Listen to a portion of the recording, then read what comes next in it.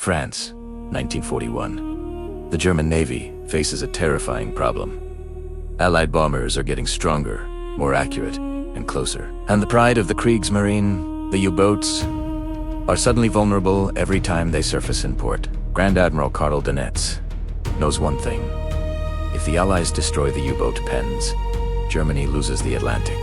So the Germans make a decision no navy has ever attempted before. They will build submarine bases so massive, so indestructible, they must be carved into the earth itself. Inocupie de Francais construction begins at Lorient, Saint-Nazaire, Brest, La Rochelle, and Bordeaux. These won't be warehouses. These will be fortresses. Bunkers made of concrete thicker than a battleship's armor plate. The plans are staggering. Roofs 7 to 10 meters thick. Walls reinforced with millions of tons of steel. Pens large enough to house dozens of U-boats under one shelter. And the work is brutal. Tens of thousands of laborers, many of them forced workers under Nazi control, toiled day and night. Giant steel forms rise like the skeletons of prehistoric beasts. Concrete mixers roar without rest. Floodlights burn through the night as workers pour layer after layer of reinforced concrete, letting none of it dry fully before adding the next. The bunkers grow so thick that Allied bombers eventually stop attacking them, realizing that bombs simply bounce off. Even the British tall-boy earthquake bombs barely crack the surface.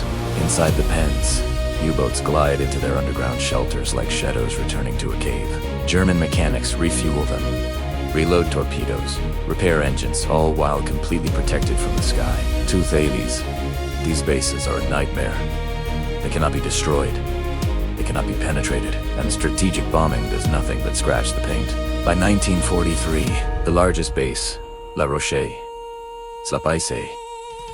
becomes a symbol of German engineering obsession, a cathedral of concrete where submarines hide from the wrath of the entire Allied Air Force.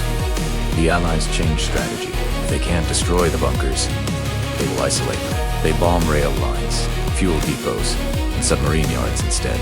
The U-boats inside become trapped, safe, but increasingly useless. By 1944, as the Allies land in Normandy and push through France, these giant bunkers stand silent, not destroyed, just abandoned by a retreating army that no longer has the sea power to use them. Today, the structures still exist, too massive and expensive to demolish. They remain in place as colossal scars from a war that attempted to reshape the Earth itself. The German underground submarine bases were not just buildings. They were monuments to a desperate belief that concrete and engineering could hold back a world determined to end the war. And in the end, even the thickest walls couldn't save the U, but they still stand reminders of how far the world once went to command the oceans.